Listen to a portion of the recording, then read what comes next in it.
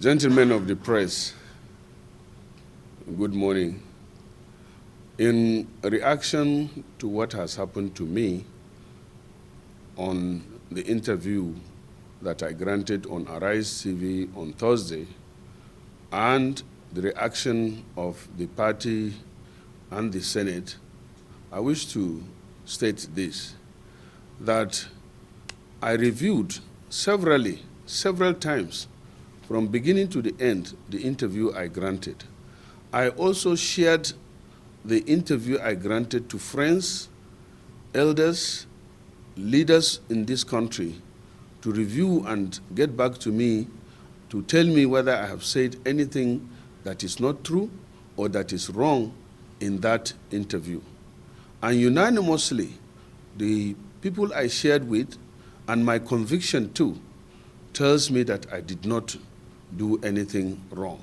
I did not say anything wrong. And therefore, I want to state that I stand by all my statements in the interview I granted.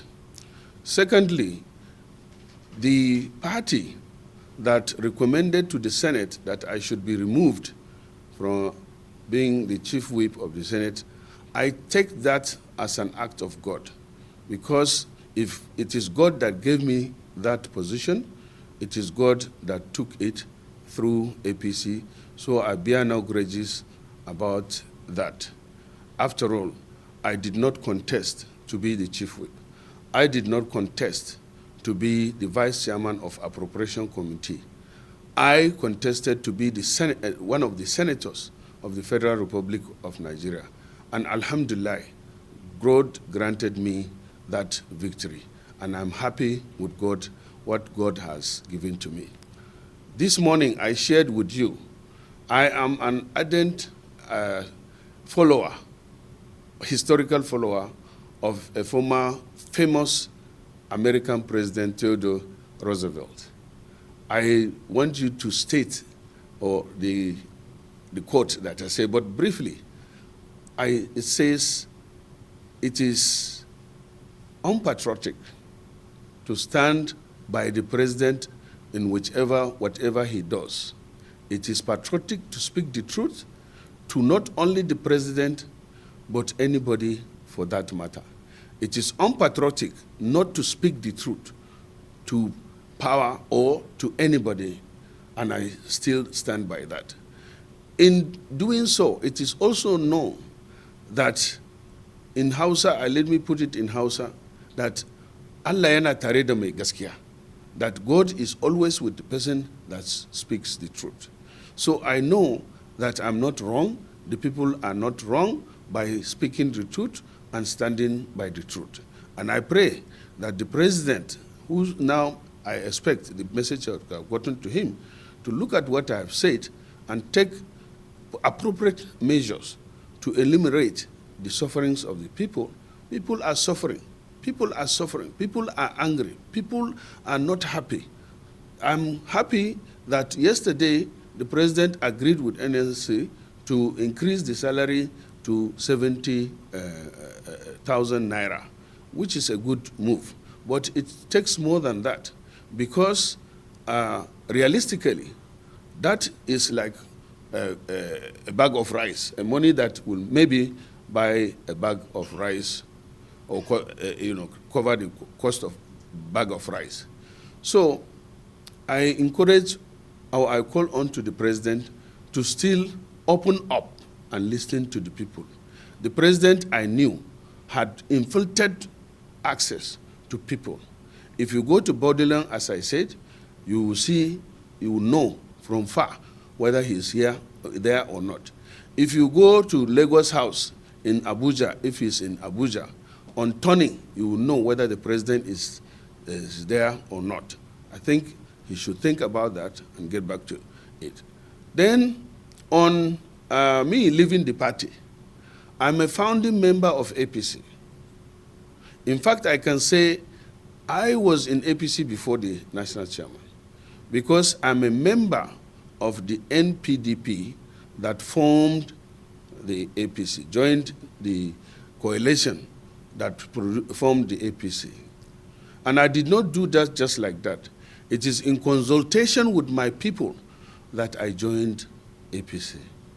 We were the 22 senators that joined to form APC. We were called NPDP then.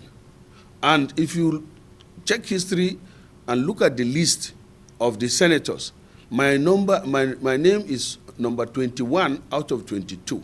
That was because I initially did not want to join APC because of some people that are in the coalition.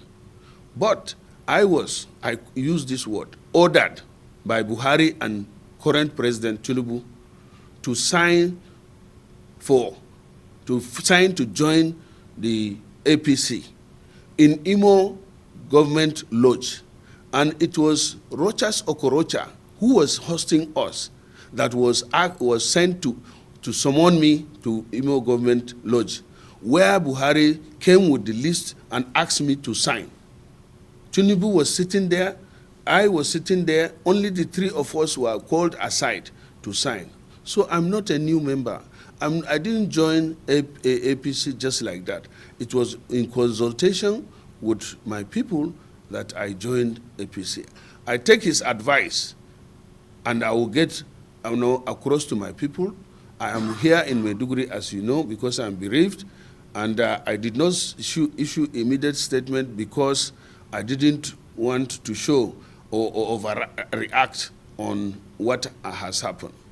Lastly, on me being removed from being chairman of Appropriation Committee, still, the Appropriation Committee was given to me not because I was desperate about it. No, it was because I was begged to accept the position of Chief Whip, knowing fully that I led the campaign for emergence of Apabio as the Senate President.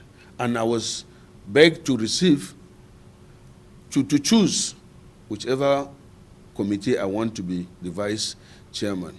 And I chose appropriation in order to stand for my people and make sure that there is justice in whatever they do. So it's not like I'm desperate. They have been removed. And I learned, because nobody wrote to me, that I've been given chairman of tourism. I want to state here that I beg to decline or to reject the offer for 2 reasons or 3. 1, you must do something that you are not interested. I'm not a tourist. I don't have visa to any country as I'm speaking to you now because I don't travel a lot. I have never been to China, I have never been to India, I've never been to France.